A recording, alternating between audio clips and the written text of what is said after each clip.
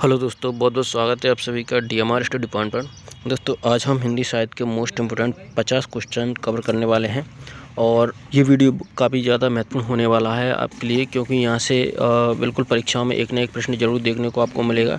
ठीक है, तो चलिए फिर स्टार्ट करते हैं आज का वीडियो। और अगर आपने चैनल को सब्सक्राइब नहीं किया है तो सबसे पहले सब्सक्राइब कर लीजिए, जिससे आगे भी आपको इसी प्रकार के यूजफुल वीडियो मिलते रहें। ठीक है, और वीडियो पसंद आता है तो शेयर ज़रूर करें। ठीक है, तो देखिए पहला क्वेश्चन है, भक्ति आंदोलन को ईसाइत की देन माना है। ऑप्शन है ग्रियर्सन, दूसरा है रामचंद्र शुक्ल, ऑप्शन सी है हजारी प्रसाद द्विवेदी और ऑप्शन डी है नामवर सिंह। ठीक है, तो दोस्तों इसका सही आंसर हो जाएगा ऑप्शन नंबर ए, यानी कि ग्रियर्सन। तो भक्ति आंदोलन जो है इसको ईसाइत की देन माना है ग्रियर्सन ने। ठीक है, चलिए अगला क्वेश्चन देखते हैं। भक्ति काव्य को भारतीय चिंताधारा का स्वाभाविक विकास किसने माना है? तो पहला ऑप्शन है नामवर सिंह, ऑप्शन बी है हजारी प्रसाद द्विवेदी, ऑप्शन सी है बच्चन सिंह और ऑप्शन डी है डॉक्टर रामकुमार वर्मा। ठीक है, तो इसका सही आंसर है ऑप्शन नंबर बी, यानी कि हजारी प्रसाद द्विवेदी जो हैं इन्होंने भक्ति काव्य को भारतीय चिंताधारा का स्वाभाविक विकास माना है, ध्यान रखिएगा।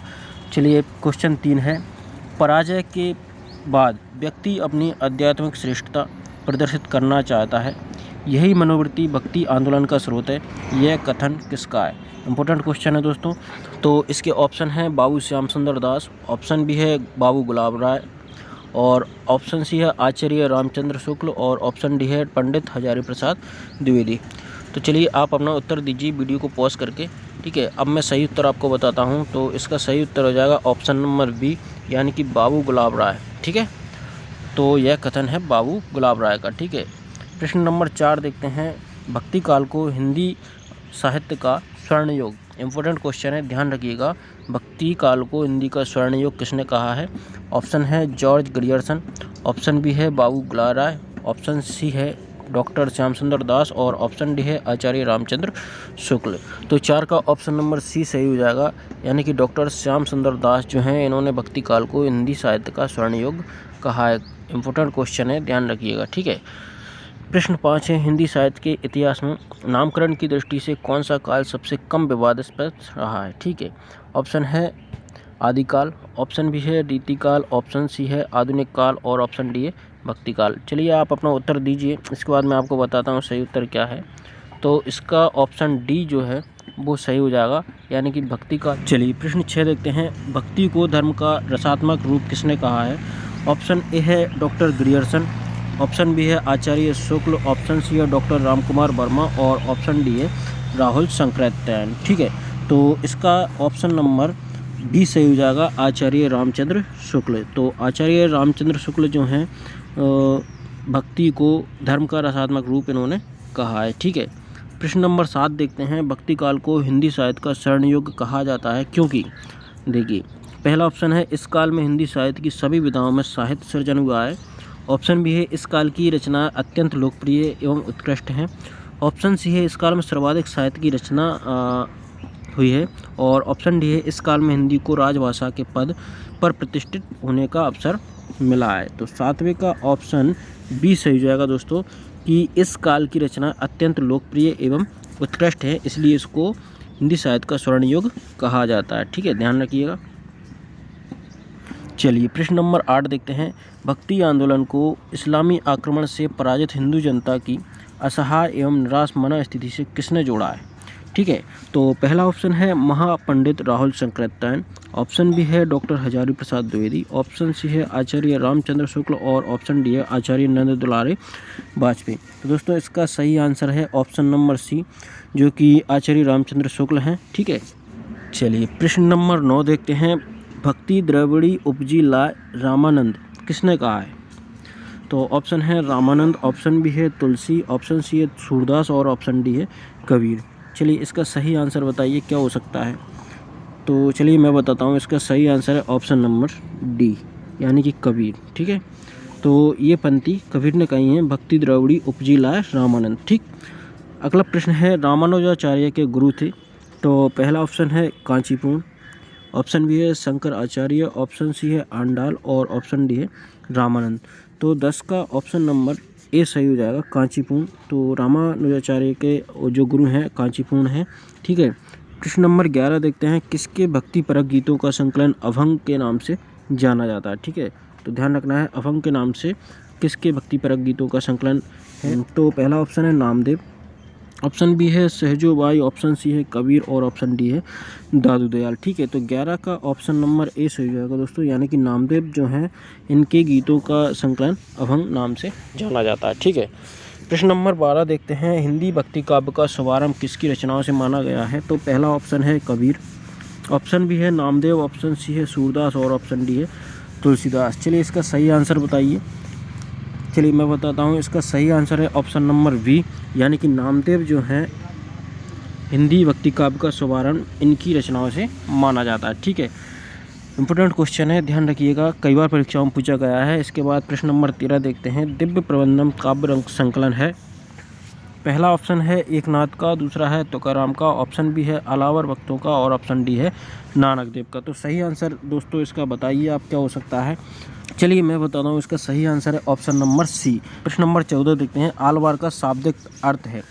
इम्पोर्टेंट प्रश्न है, कई बार परीक्षाओं में पूछा भी गया है, तो ध्यान रखिएगा। इसका ऑप्शन है शूद्र, ऑप्शन बी है मूर्ति पूजक, ऑप्शन सी है रूढ़िवादी और ऑप्शन डी है मग्न होना। ठीक है, तो दोस्तों इसका सही आंसर हो जाएगा ऑप्शन नंबर डी। ध्यान रखिएगा, आलवार का मतलब होता है मग्न होना। ठीक है, प्रश्न नंबर 15 की बात करते हैं, तो निर्गुण एवं सगुण दोनों प्रकार की भक्ति का मुख्य लक्षण है। ऑप्शन है भगवत विषयक रति एवं अन्यता, ऑप्शन बी है अष्टयाम साधना और कीर्तन, ऑप्शन सी है सादा जीवन उच्च विचार और ऑप्शन डी है श्रम और ईमान का महत्व। तो दोस्तों इसका सही आंसर हो जाएगा ऑप्शन नंबर ए। ठीक है, तो यानी कि भगवत विषयक रति और अन्यता। चलिए प्रश्न नंबर 16 की बात करते हैं, तो नमनालवार के गीतों का सबसे पहले संपादन किसने किया। इंपॉर्टेंट प्रश्न है, ऑप्शन है एक संत एकनाथ, ऑप्शन बी है नाथ मुनि, ऑप्शन सी है ज्ञानेश्वर और ऑप्शन डी है नामदेव। तो दोस्तों इसका सही आंसर हो जाएगा ऑप्शन नंबर बी, यानी कि नाथ मुनि। तो प्रश्न नंबर 17 की बात करते हैं, तो आलवार गायकों की संख्या थी, आलवार गायकों की संख्या थी, ऑप्शन है 10, 11, 12 या फिर 13।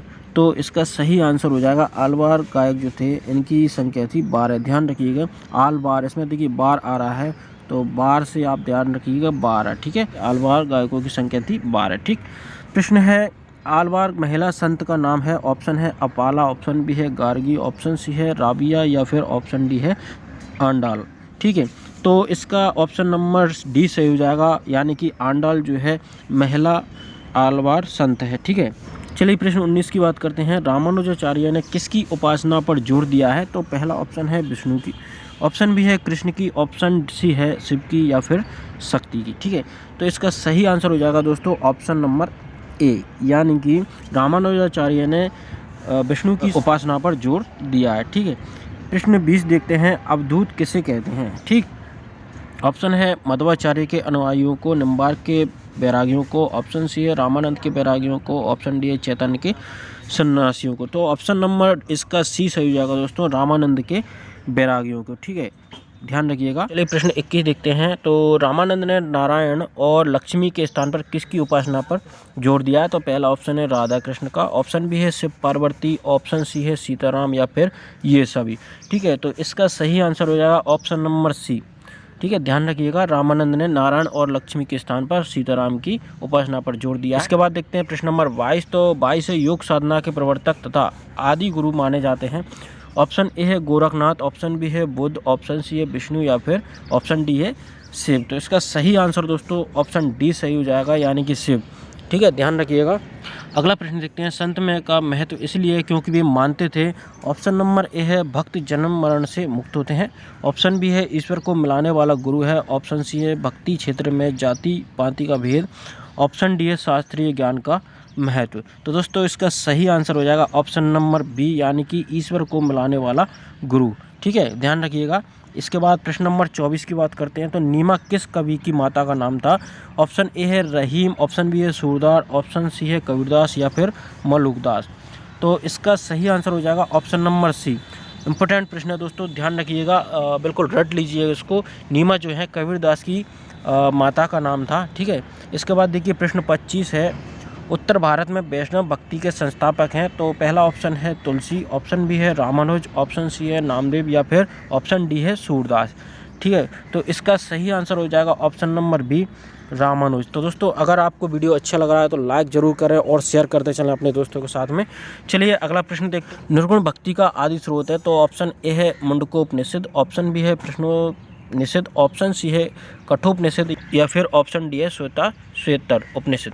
ठीक है, तो 26 जो है इसका सही आंसर हो जाएगा ऑप्शन नंबर डी। ध्यान रखिएगा, निर्गुण भक्ति का आदि स्रोत क्या है? श्वेतर। ठीक है, इसके बाद देखिए प्रश्न 27 है, स्मार्त संप्रदाय के संस्थापक हैं, तो पहला ऑप्शन है शंकराचार्य, ऑप्शन बी है रामानुज, ऑप्शन सी है नामदेव या फिर ऑप्शन डी है विष्णु स्वामी। तो 27 का ऑप्शन नंबर ए सही हो जाएगा दोस्तों। स्मार्त संप्रदाय के संस्थापक कौन है? शंकराचार्य। ठीक, तो प्रश्न अगला है, निम्नलिखित को सुमेलित कीजिए। तो आप इसको देख लीजिएगा, इसको आपको सुमेलित करना है। तो मैं आपको इसका सही उत्तर बता देता हूँ, option number C. Option number C इसका सही है। तो प्रश्न 29 लिखा है, निर्गुण काव्य धारा को ज्ञानाश्रय और प्रेमाश्रय दो भागों में विभाजित करने वाले विद्वान हैं।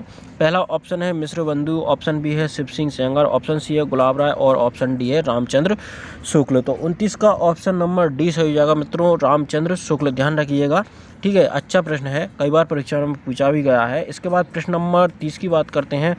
तो प्रश्न 30 है, साधना के क्षेत्र में जो ब्रह्म है, साहित्य के क्षेत्र में वही रहस्यवाद है, यह कथन किसने कहा है? दोस्तों बहुत महत्वपूर्ण प्रश्न है, इंपॉर्टेंट है, कई बार परीक्षा में पूछा गया है। तो चलिए फिर इसके ऑप्शन देख लेते हैं। पहला ऑप्शन है आचार्य रामचंद्र शुक्ल, दूसरा है आचार्य हजारी प्रसाद द्विवेदी, तीसरा है महापंडित राहुल शंकराचार्य और ऑप्शन डी है पद्मलाल पुन्नालाल बख्शी।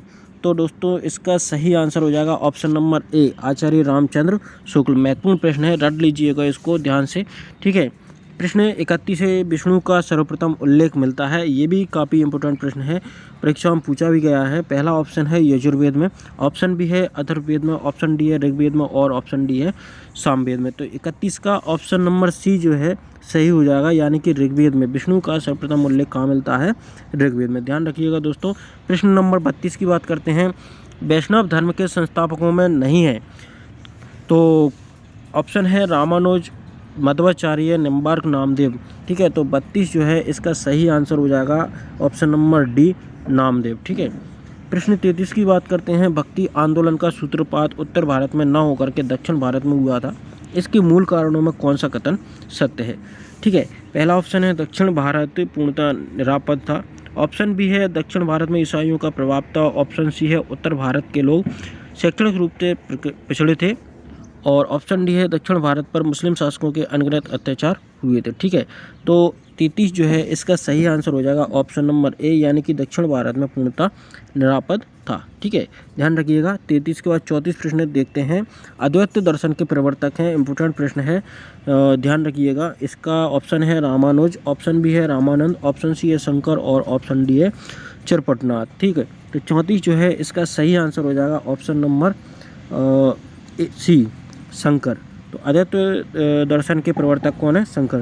तो इसको आप ऐसे भी ध्यान रखते हैं, शंकर जी जो हैं हमारे वो कैसे थे? अद्वितीय। अद्वितीय से हम याद रखेंगे अद्वैत। ठीक है, इसके बाद प्रश्न 36 की बात करते हैं, अद्वैतवाद के प्रवर्तक आचार्य शंकर को कुछ पुराण पंथियों ने प्रच्छन्न बौद्ध कहा था, क्योंकि ऑप्शन नंबर ए है शंकराचार्य और बौद्ध मतावलंबियों में बड़ा मतभेद था, ऑप्शन बी है शंकराचार्य भारत में बौद्ध धर्म को समाप्त करना चाहते थे, ऑप्शन सी है शंकर के अद्वैत दर्शन ने भारत को एक सूत्र में बांधा था, ऑप्शन डी है बौद्ध धर्म में सभी मनुष्य समान हैं, शंकराचार्य ने भी इसी का अनुकरण किया था। ठीक है, तो इसका अपना ऑप्शन नंबर डी सही हो जाएगा कि बौद्ध धर्म में सभी मनुष्य समान है, शंकराचार्य ने इसी का अनुसरण किया था। ठीक है, प्रश्न नंबर 37 की बात करते हैं, अद्वैतवाद के अनुसार ऑप्शन ए है जीव और ब्रह्मा एक है, ऑप्शन बी है संसार सत्य है और ऑप्शन सी है जीव और ब्रह्मा अलग अलग हैं, ऑप्शन डी है ब्रह्मा विशेषण युक्त है।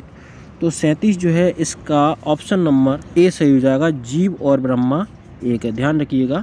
प्रश्न 38 है, भक्ति आंदोलन को दक्षिण से उत्तर भारत में लाने का श्रेय किसको है? तो ऑप्शन ए है संत नामदेव, ऑप्शन बी है संत रामानंद, ऑप्शन सी है संत एकनाथ और ऑप्शन डी है संत कबीर। महत्वपूर्ण प्रश्न है दोस्तों, ध्यान रखिएगा इसको।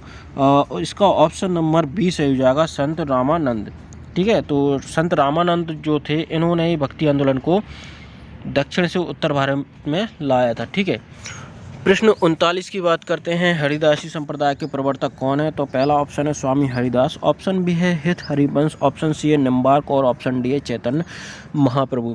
तो दोस्तों इसका सही आंसर हो जाएगा ऑप्शन नंबर बी यानी कि हित हरिवंश।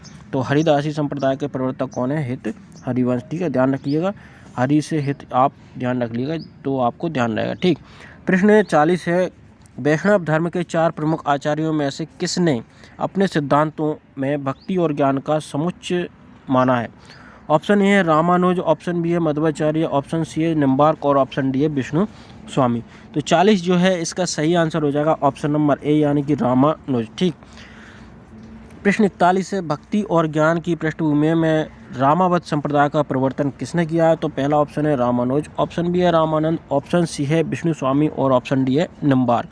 ठीक है, तो 41 जो है इसका सही आंसर हो जाएगा ऑप्शन नंबर बी यानी कि रामानंद। ठीक है, ध्यान रखिएगा दोस्तों, अगर आपको वीडियो अच्छा लग रहा है तो इसको लाइक करके शेयर जरूर करते चलें।